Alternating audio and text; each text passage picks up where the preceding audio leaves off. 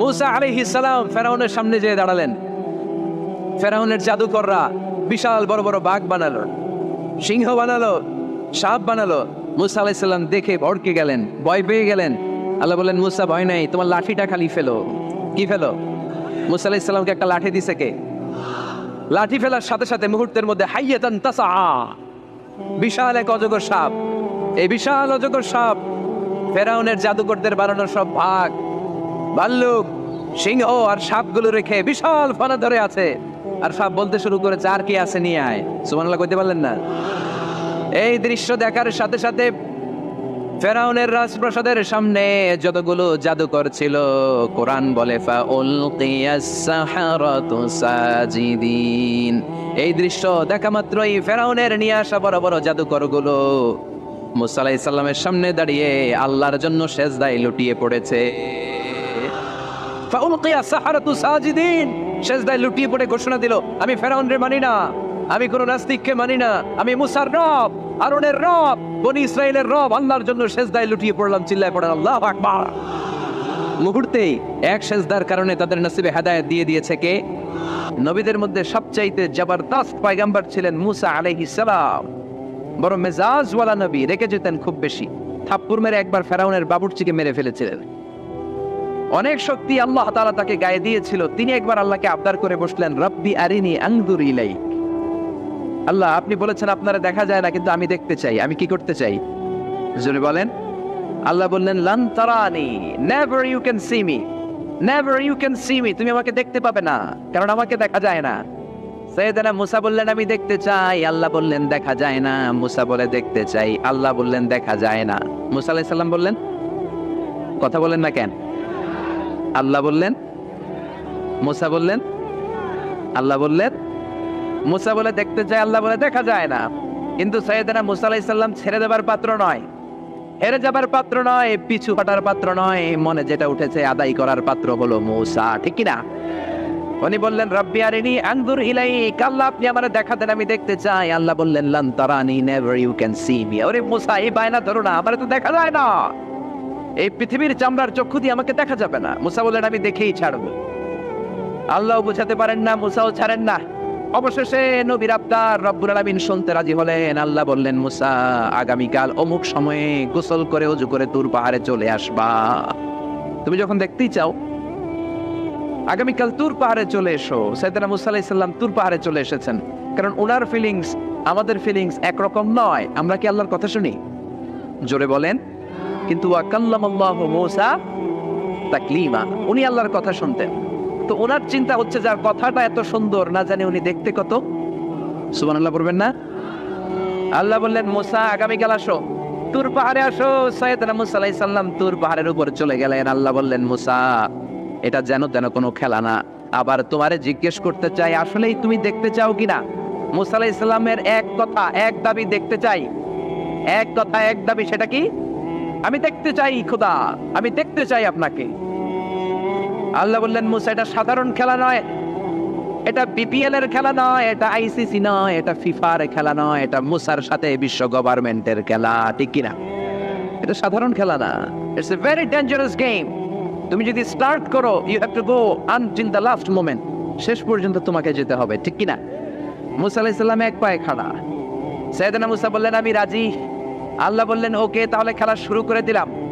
ও মূসা, তুমি দাঁড়িয়ে থাকো, খেলা এখন শুরু হয়ে যাবে। রব্বুল আলামিন মূসা আলাইহিস সালামের চারিদিকে অন্ধকার করে দিলেন। কি করে দিলেন? চারিদিকে 4 ফারসাক এলাকা, 1 ফারসাকে 12 মাইল, 4 ফারসাকে অনেক লম্বা একটা জায়গা, 3 × 36 কিলোমিটার জায়গা আল্লাহ অন্ধকার করে দিলেন। খুটখুটে অন্ধকার, এত অন্ধকার সাইয়েদনা মূসা আলাইহিস সালাম নিজের হাতটাও নিজে দেখে না। এবার মনের মধ্যে একটু ভয় চলে আসছে, কোন আওয়াজ নাই, অন্ধকার। এবার মনের মধ্যে ভয় এসেছে, কিন্তু আল্লাহকে দেখতে চায়। ওই নেশায় এখন অন্তরের মধ্যে কিছু সাহস আছে না নাই? সাহস নিয়ে দাঁড়িয়ে আছেন। এবার আল্লাহ চারিদিকে আলোকিত করে দিলেন। এবার বললেন, মূসা, আরো কিছু কাজ আছে। তোমার চারিদিকে 4 ফারসাকের ইয়ার মধ্যে কোনো প্রাণী থাকতে পারবে না।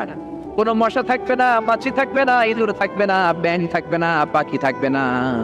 সবগুলো পশু আর প্রাণীকে বললেন, আল্লাহ বললেন, তোমরা বাইরে চলে যাও, বাউন্ডারির বাইরে চলে যাও। বাংলাদেশের সাথে ইন্ডিয়ার খেলা, আপনারা দর্শক মাঠে ঢুকতে পারবেন? বলেন, ঢুকলে খেলা হবে? খেলাইটা হবে। আল্লাহ বললেন সবাই বাইরে চলে যাও, সব বাইরে চলে গেল। এবার আল্লাহ বললেন মুসা তোমার দুই কাঁধের মধ্যে দুই ফেরেশতা আছে না নাই? কিরামান, তাদেরকেও বাইরে পাঠানোর দরকার আছে না নাই? আল্লাহ বললেন তোমরাও চারদিক থেকে বাউন্ডারি দেয়া এরিয়ার বাইরে তোমরা চলে যাও। এবার রব্বুল আলামিন বললেন আল্লাহর স্পেশাল সিকিউরিটি ফোর্স ফেরেশতাকে তোমরা চারদিকে বাউন্ডারি দাও। স্পেশাল সিকিউরিটি ফোর্স ফেরেশতা কাদের সাথে কাঁধ লাগিয়ে পায়ের সাথে পা লাগিয়ে চারদিকে একটা বাউন্ডারি দিলেন। চিল্লায় বলেন আল্লাহু আকবার। এবার সাইয়েদনা জিব্রাইলকে আল্লাহ বললেন ও জিব্রাইল তুমিও ঠুকার চেষ্টা করো না, তুমিও বাইরে চলে যাও। সুবহানাল্লাহ। সাইয়েদনা জিব্রাইল বলে আল্লাহ আমাকে তৈরির পর থেকে, আমাকে রূহ দেওয়ার পর থেকে আজ পর্যন্ত তোমারে আমি দেখি নাই। সিদরাতুল মুনতাহা হলো আমার লাস্ট বর্ডার। ওই বর্ডারে কান লাগিয়ে তুমি যা বলো শুনি, ওই কথাগুলো নবীদের কাছে পৌঁছে দেয়, এটাই আমার ডিউটি। আজ পর্যন্ত আমিও তোমারে দেখি নাই, তোমার নূর এখনো দর্শন লাভ করি নাই, আমিও দেখতে চাই। আমার ভাই মুসার সাথে আমাকেও দেখতে দাও। আল্লাহ বলল no no, this game is between Musa and me. এটা মুসার সাথে আমার খেলা, তোমার তো খেলা নাই, ঠিক কি না? জিব্রাইল তুমিও বাইরে চলে যাও। সাইয়েদনা জিব্রাইলও বাইরে চলে গেলেন। এবার একেবারে গ্রাউন্ড রেডি, স্টেডিয়াম রেডি। এবার খেলা হবে। খেলা কি হবে? জোরে বলেন কি হবে? মুসা আলাইহিস সালামের বিশ্ব গভর্নমেন্ট, আল্লাহর সাথে খেলা। আল্লাহ বললেন মুসা তুমি উপরের দিকে তাকাও। সাইয়েদনা মুসা আলাইহিস সালাম উপরের দিকে তাকালেন, দেখলেন প্রথম আকাশ দেখা যায়, তারপরে দ্বিতীয় আকাশ, তৃতীয় আকাশ, সব দেখতে আরম্ভ করলেন। প্রথম আকাশ, এটা বিশাল একটা area, it's a big space, we can't imagine. এটা কত বড় আমরা কল্পনাও করতে পারি না, বিশাল। এই যে ছোট্ট একটা জায়গায় আমরা কুমিল্লাতে বসে আছি। কুমিল্লা হলো বাংলাদেশের 64 জেলার একটা জেলা। 64 জেলা নিয়ে আমাদের সুজলা সুফলা শস্য শ্যামলা বাংলাদেশ। এই বাংলাদেশ হচ্ছে পৃথিবীর অনেকগুলো দেশের মধ্যে থেকে ছোট্ট একটা দেশ। এক কানাডা বাংলাদেশ থেকে 100 গুণ বড়, এক রাশিয়া বাংলাদেশ থেকে 200 গুণ বড়। এরকম 200টা দেশ নিয়ে এই পৃথিবী, তার মধ্যে দেশগুলো হচ্ছে 30 ভাগ আর সাগর হচ্ছে 70 ভাগ। চিল্লায় বলেন আল্লাহু আকবার। তার মানে এই পৃথিবীর তুলনায় কত ছোট্ট একটা জায়গায় এই সূর্যপুরে আমরা বসে আছি। কত নগণ্য আমি, কত ক্ষুদ্র আমি, কত ছোট্ট আমি, ঠিক কিনা? এই পৃথিবীটা হচ্ছে আমাদের সৌরজগতের অনেকগুলো গ্রহের মধ্যে থেকে ছোট্ট সাইজের একটা গ্রহ। এই যে সূর্যের আলো আমরা প্রতিদিন পাই, যেটার আলো প্রায় 8 মিনিট 20 সেকেন্ড ব্যয় করে আমাদের দিকে আসে, সেকেন্ডে 1,86,000 মাইল বেগে। এই সূর্যটা এত বিশাল পৃথিবীর চাইতে 13 লক্ষ গুণ বড়। আর আসতে বলেন সুবহানাল্লাহ। সূর্যই কি পৃথিবীর সবচাইতে বড় সাইজের তারা? নো, সূর্যের চেয়েও অনেক বড় তারা আছে। ব্যাটেলজিউস নামে একটা তারা আছে, যেই তারাটা, যে সূর্য পৃথিবীর চেয়ে 13 লক্ষ গুণ বড়, ওই ব্যাটেলজিউস তারা সূর্যের চেয়ে 33 কোটি গুণ বড়। তার মানে এই না ব্যাটেলজিউসই পৃথিবীর সবচেয়ে বড় তারা। সূর্যের পরে পৃথিবীর সবচেয়ে কাছের তারার নাম হচ্ছে প্রক্সিমা সেন্টরাই, তারপরে আলফা সেন্টরাই এ, আলফা সেন্টরাই বি, এটা ক্যারিনা, ব্যাটেলজিউস, এরকম করতে করতে এক একটা তারা বিশাল বড়। এই সবগুলো তারা মিলে আমাদের গ্যালাক্সি। আমাদের গ্যালাক্সিতে অনেকগুলো তারা। আমাদের গ্যালাক্সির নাম হচ্ছে মিল্কি ওয়ে। এর মানে এই নয় মহাবিশ্বে মাত্র একটা গ্যালাক্সি। বিজ্ঞানীদের ধারণা প্রথম আকাশের নিচে প্রায় 400 বিলিয়ন গ্যালাক্সি রয়েছে। চিল্লায় পড়েন আল্লাহু আকবার। এরকম হাজারো গ্যালাক্সি নিয়ে আমাদের ইউনিভার্স, এরকম হাজারো ইউনিভার্স গোটা বিশ্বে আছে না নাই? এই সবগুলোকে প্রথম আসমানের নিচে রেখে আসমানটাকে সুশোভিত করেছে কে? সাইয়েদনা মুসা আলাইহিস সালাম প্রথম আসমানের দিকে তাকালেন, ওনার চোখের পাওয়ার বাড়িয়ে দিল কে? উনি এই গ্যালাক্সি দেখতে আরম্ভ করলেন, ব্ল্যাক হোল দেখতে আরম্ভ করলেন, ইউনিভার্স গুলো দেখতে আরম্ভ করলেন, ডিফারেন্ট ল অফ নেচার নিয়ে যত ইউনিভার্স আছে তিনি দেখলেন। তারপরে দ্বিতীয় আকাশ, একটার চাইতে আরেকটা বড়, একটার চেয়ে আরেকটা বড়। আমরা কিন্তু প্রথম আকাশ দেখি না। নাসার বিজ্ঞানীরা আজীবন গবেষণা করেও প্রথম আকাশের নাগালে যেতে পারবে না। তারা যেখানে যায় এটা হচ্ছে প্রথম আকাশের মহাশূন্য। এটা কি? প্রথম আকাশের মহাশূন্য, তারপরে প্রথম আকাশ, তারপরে দ্বিতীয় আকাশের মহাশূন্য, তারপরে দ্বিতীয় আকাশ, তারপরে তৃতীয় আকাশের মহাশূন্য, তারপর তৃতীয় আকাশ। একটার চাইতে আরেকটা বড়। কত বড়? বিশ্বনবী বললেন তোমার হাতের আংটিটা, কোনটা? আংটিটা যদি সাহারা মরুভূমিতে ফেলে দাও, তাহলে সাহারা মরুভূমির তুলনায় তোমার আংটি যত ছোট, আল্লাহর দ্বিতীয় আকাশের তুলনায় আল্লাহর প্রথম আকাশটা ঠিক তত ছোট। এভাবে তৃতীয় আকাশ আরো বড়, চতুর্থ আকাশ আরো বড়। সাইয়েদনা মুসা আলাইহিস সালাম দেখলেন 7 আকাশ দেখলেন। তারপরে তিনি দেখলেন সিদরাতুল মুনতাহা দেখা যায়, সেখান থেকে দেখলেন 4টা ঝর্ণা। 4টা নদী, 2টা জান্নাতে ঢুকেছে, 2টা নদী সিদরাতুল মুনতাহা থেকে দুনিয়ায় এসেছে। একটা নদীর নাম হলো মিশরের নীল নদী, আরেকটা হলো ইরাকের দজলা নদী। সুবহানাল্লাহ। তারপরে নজর করে তাকালেন, সেখানে দেখলেন তিনি কোরআনের বাড়ি দেখা যায়। বাল হুয়া কুরআনুম মাজিদুন ফি লাওহিম মাহফুজ। নাম শুনেছেন? লাওহে মাহফুজ কার বাড়ি? কোরআনের বাড়ি। লাওহে মাহফুজ কার বাড়ি? নজর করে দেখে কোরআনের বাড়ি দেখা যায়। সাইয়েদনা মুসা আলাইহিস সালামের চোখের পাওয়ারকে বাড়িয়ে দিয়েছে কে? ওনার চোখের মেকানিজম মেগাপিক্সেলকে প্রখর করে দিয়েছে কে? তারপরে নজর করে দেখলেন বাইতুল মামুর দেখা যায়, যেই বাইতুল মামুর হলো ফেরেশতাদের কিবলা। আমরা হজে গেলে, উমরায় গেলে আল্লাহর ঘরকে সেন্টারে রেখে চারদিকে তাওয়াফ করি, লাব্বাইক আল্লাহুম্মা লাব্বাইক বলে আল্লাহরে ডাকি। ফেরেশতারা এই কাবার চারদিকে তাওয়াফ করে না, তাদের জন্য আরেকটা ঘর, আল্লাহর বানানো আরেকটা ঘর 7 আকাশের উপর আছে না নেই? সেটার নাম হচ্ছে আল বাইতুল মামুর। সব ফেরেশতারা সেখানে তাওয়াফ করে, একবার করে ঢুকে 70,000 জন। একবার যারা ঢুকার চান্স পায় কিয়ামত পর্যন্ত দ্বিতীয়বার চান্স তার কপালে জুটবে না। করে সুবহানাল্লাহ। তারপরে তিনি নজর করে দেখলেন আরশ দেখা যায়, কুরসি দেখা যায়। তারপরে নজর করে সাইয়েদনা মুসা আলাইহিস সালাম দেখলেন আল্লাহর 70,000 নূরের পর্দা দেখা যায়। 70,000 নূরের পর্দা দেখা যায়।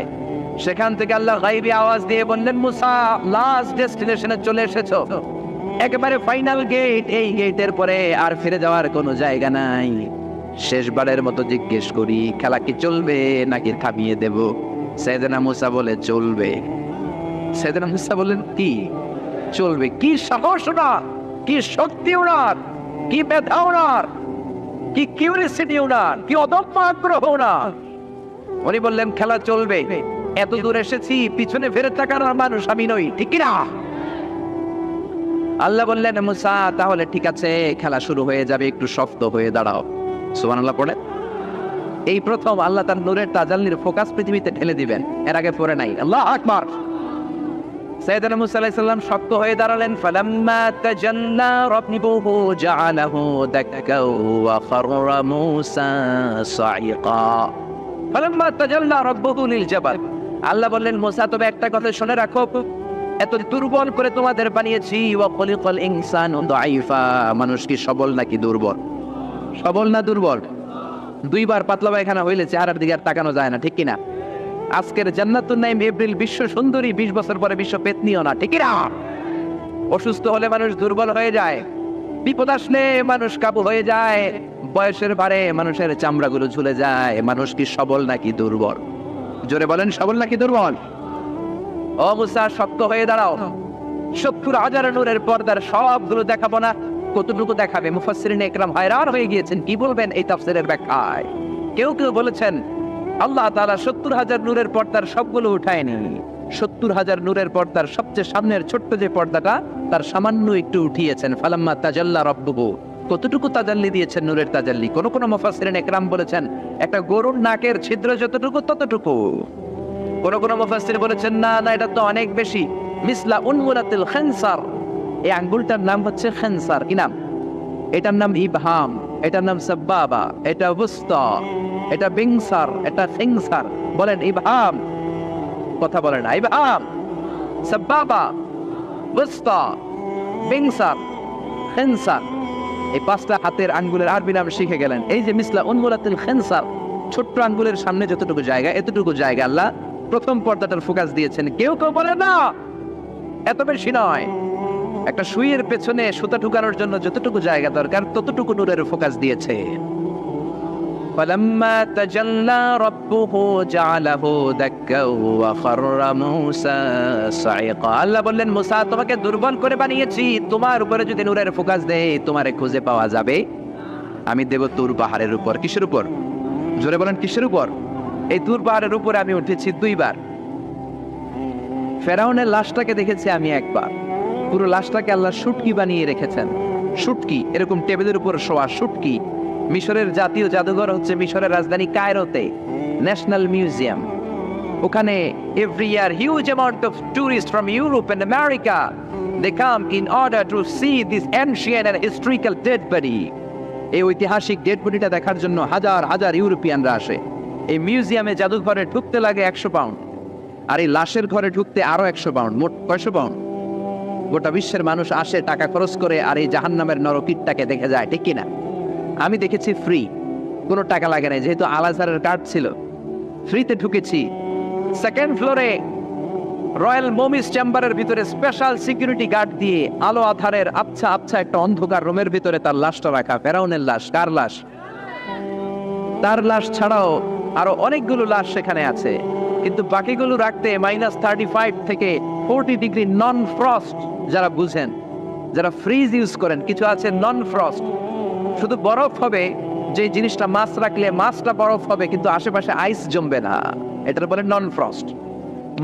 নন ফ্রস্ট 35 to 40 ডিগ্রি সেলসিয়াসে অন্য লাশগুলো রাখতে হয়, কিন্তু ফেরাউনের লাশটা -0 ডিগ্রিতে কিয়ামত পর্যন্ত সঠিক এবং শুদ্ধ এবং চমৎকার থেকে যাবে। চিল্লায় বলেন আল্লাহু আকবার। কারণ ফেরাউনের লাশটাকে সংরক্ষণের দায়িত্ব নিয়েছে কে? এই তুর পাহাড়ে আমরা উঠেছি মধ্যরাতে, কারণ বাংলাদেশের পাহাড়গুলো মাটির পাহাড়। আপনি খাগড়াছড়িতে যান, আপনি বান্দরবান যান, আপনি ময়মনসিংহের গারো পাহাড়ে যান, আমাদের পাহাড় কি মাটির না পাথরের? আর সৌদি আরব মিশরের পাহাড়গুলো কি মাটির না পাথরের? পাথরের। পাথরের পাহাড়ে যখন সানশাইন, সূর্যের আলো লাগে, 2-3 ঘন্টায় সূর্যের তাপে পাথরগুলো গরম হয়ে যায়। এজন্য আমরা মাঝ রাতে উঠলাম 120 জন। আমরাও যাচ্ছি, ইহুদিরাও যাচ্ছে, খ্রিস্টানরাও যাচ্ছে। মিশরে যাওয়ার আগে আমি জিউস কমিউনিটি দেখি নাই, ইহুদি দেখি নাই, ওই প্রথম ইহুদি দেখলাম। একসাথে উঠলাম। আমার জীবনে এত কষ্ট আমি এর আগে করি নাই, যে কষ্ট আমার হয়েছিল তুর পাহাড়ে উঠতে। ব্যাকপ্যাক ছিল, ব্যাকপ্যাক, প্রত্যেকের পিঠে একটা করে ব্যাগ, সেখানে ড্রিঙ্কস ছিল, পানি ছিল, টিস্যু ছিল, এগুলো নিয়ে আমরা উঠলাম। উঠতে উঠতে ফজরের সময় হয়ে গেল। দেখলাম সেই জায়গাটা, যেই জায়গায় আল্লাহ নূরের তাজাল্লি দিয়ে ওনার প্রিয় নবী মুসা আলাইহিস সালামকে বেহুশ করে পাহাড়ের উপরে ফ্ল্যাট করে ফেলে দিয়েছিলেন। চিল্লায় পড়েন আল্লাহু আকবার। ফজরের সময় আমরা মসজিদে ঢুকলাম। ইহুদিরা ঢুকলো সিনাগগ, তাদের সিনাগগে, আর খ্রিস্টানদের জন্য ছোট্ট একটা চার্চ। চার্চ বুঝেন তো, গির্জা।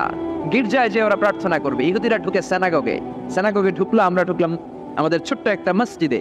আমরা ফজরের সালাত আদায় করলাম। দেখলাম সিলসিলাতুল জিবাল, তুরের সাইনার মাউন্টেন রেঞ্জ, যেটা এখান থেকে প্যালেস্টাইনে ঢুকে গিয়েছে, সৌদি আরবে, সিরিয়াতে ঢুকে গিয়েছে। পুরো পাহাড়টা আল্লাহর নূরের তাজাল্লির কারণে লালো, খয়েরি আর কালো আকার ধারণ করেছে। চিল্লায় পড়েন আল্লাহু আকবার।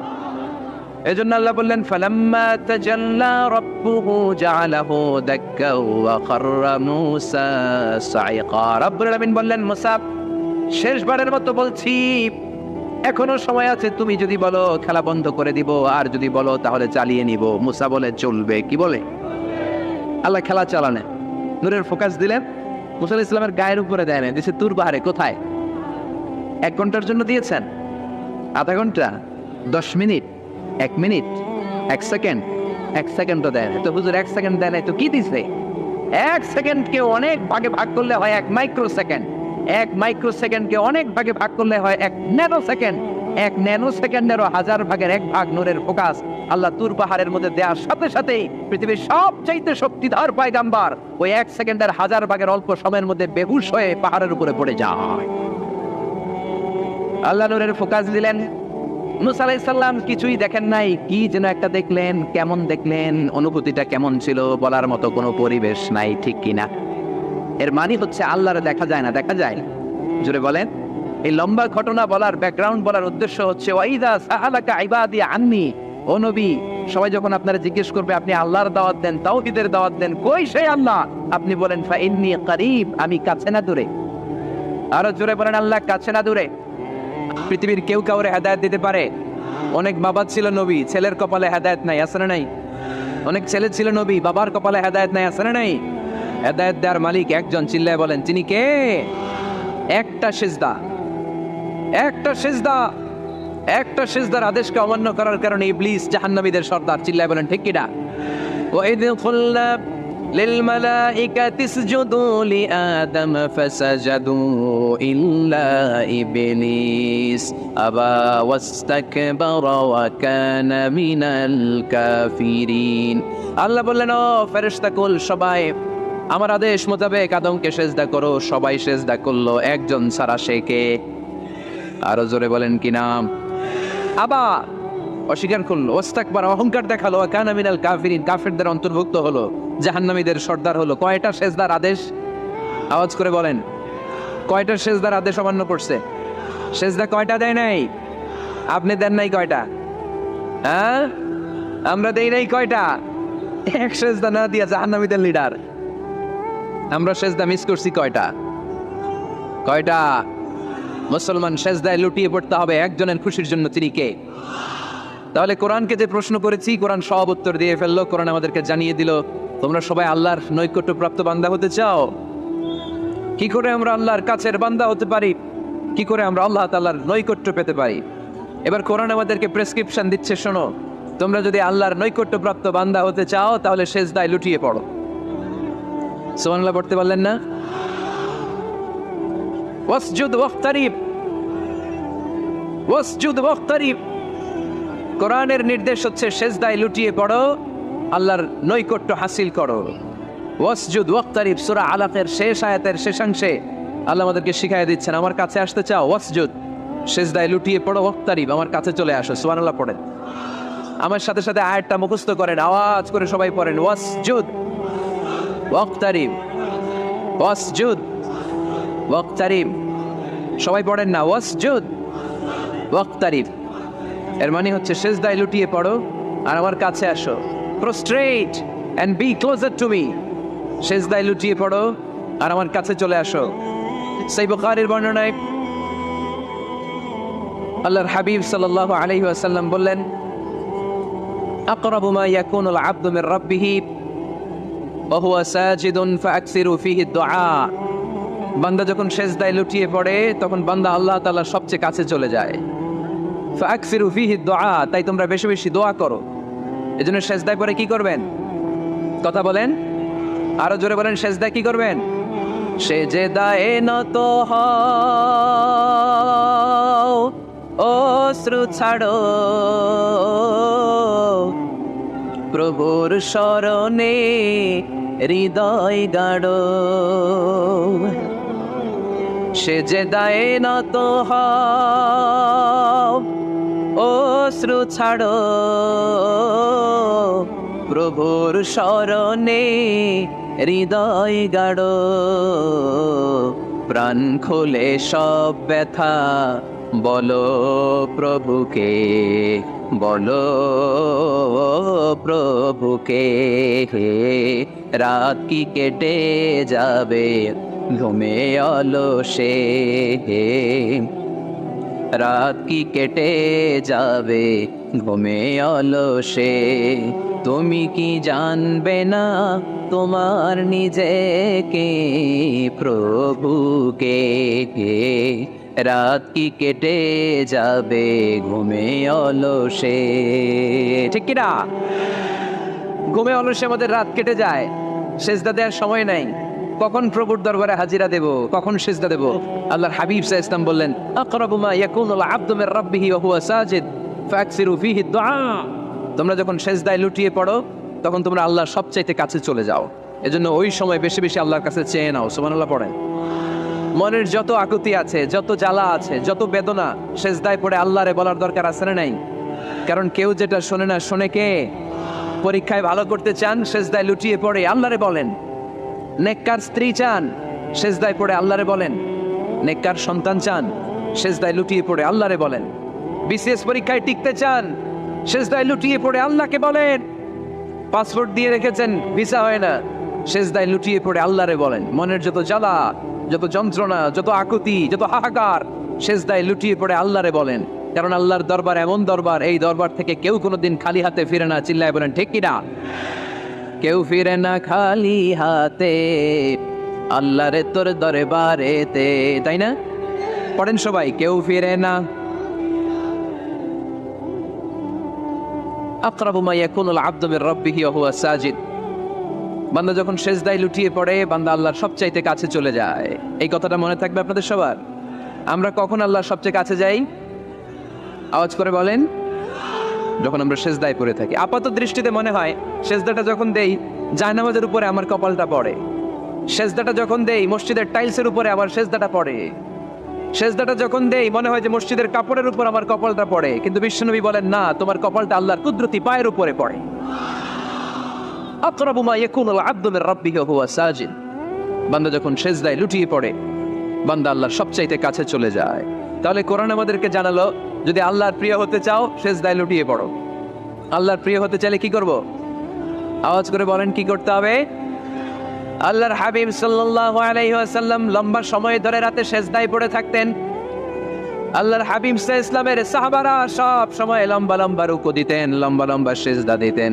কিন্তু আমরা রুকুর মধ্যে তাড়াহুড়ো করি, সেজদা দিতে যে তাড়াহুড়ো করি, এরকম আছে না? নিমসার এলাকায় এরকম কেউ নাই আলহামদুলিল্লাহ। আপনারা তাড়াহুড়ো করেন? করবেন না আমার ভাইয়েরা। There is no rushing in salah. সালাতে তাড়াহুড়ো নেই। There is no hastiness in salah. সালাতে কোনো তাড়াহুড়ো নেই। সল্লু সালাতান মুআদ্দি'। এমন ভাবে নামাজে দাঁড়াবেন মনে করবেন এটাই হতে পারে আমার জীবনের শেষ নামাজ, ঠিক কি না? Perform the salah as if this is your last and final prayer. এমন ভাবে মুসল্লায় দাঁড়ান মনে করেন এটাই হতে পারে জীবনের শেষ নামাজ। This is my last chance. এখন বাজে 3:30। কেউ যদি বলে আসরের যে নামাজটা পড়বেন এটাই আপনার জীবনের শেষ নামাজ, ওই নামাজ আপনি তাড়াহুড়া করবেন? কথা বলেন। আরে কাঁদতে কাঁদতে আপনি শেষ। এত সুন্দর অজু বানাবেন, এত সুন্দর আতর মেখে যায় নামাজ বিছিয়ে পাঞ্জাবিটা পরে আপনি নামাজে দাঁড়াবেন। রুকুতে কি সুন্দর রুকু করবেন, লম্বা সময় সেজদা করে চোখের পানি দিয়ে তো সেদিন আপনার যায় নামাজ আপনি ভিজিয়ে দিবেন, ঠিক না? কেন এমনটা করবেন? কারণ আপনি জেনে গিয়েছেন এটাই আমার শেষ নামাজ, তাই না? তো প্রতিটা নামাজের সময় এই জিনিসটা ভাবলে সমস্যা কোথায়? আমরা যে আরো আধা ঘন্টা এখানকার সবাই বেঁচে থাকবো কোনো গ্যারান্টি আছে? আরো 10 মিনিট হায়াত পাবো, গ্যারান্টি? 5 মিনিট, 2 মিনিট, শ্বাস যেটা নিলাম, ব্রেথ ইন করলাম, এটার ব্রেথ আউট করতে পারবো, কোনো গ্যারান্টি আছে? তো প্রতিটা সালাতের মুসল্লায় যখন দাঁড়াই এই চিন্তাটা আমাদের মাথায় আসে না কেন যে এটাই আমার শেষ নামাজ? সল্লু সালাতান মুআদ্দি'। আমার প্রিয় কুমিল্লাবাসী ভাইয়েরা, যখনই নামাজে আমরা দাঁড়াবো আমরা ভাববো হতে পারে এটাই আমার জীবনের শেষ নামাজ, এটাই জীবনের, ভাবা যাবে? আর লম্বা চূড়ার রুকু করবেন, লম্বা সেজদা করবেন, রুকুতে পিঠটা সোজা রাখবেন। আল্লাহর হাবিব সাল্লাল্লাহু আলাইহি ওয়াসাল্লাম যখন রুকু করতেন পিঠটা থাকতো স্ট্রেট ফরওয়ার্ড, বাঁকাও না উঁচুও না, ওয়াকানা বাইনা যালিক। সাহাবারা বলতেন আল্লাহর হাবিব সাল্লাল্লাহু আলাইহি ওয়াসাল্লামের রুকুর পিঠের উপরে পানি ভর্তি কোনো গ্লাস রেখে দিলে গ্লাসটাও কাঁপবে না, পানিটাও পড়বে না। তার মানে বাঁকা ছিল পিঠ, তাই না? কি ছিল? সোজা। আবার আল্লাহর হাবিব সাল্লাল্লাহু আলাইহি ওয়াসাল্লাম বললেন সবচেয়ে বড় চোর যে নামাজে চুরি করে। সাহাবারা বললেন কাইফা ইয়াসরিকু ফিস সালাহ, নামাজে কেমনে চুরি করে? আল্লাহর হাবিব সাল্লাল্লাহু আলাইহি ওয়াসাল্লাম বললেন ইয়াসরিকু ফি রুকুইহি ওয়াস সুজুদিহি, রুকু সেজদায় চুরি করে।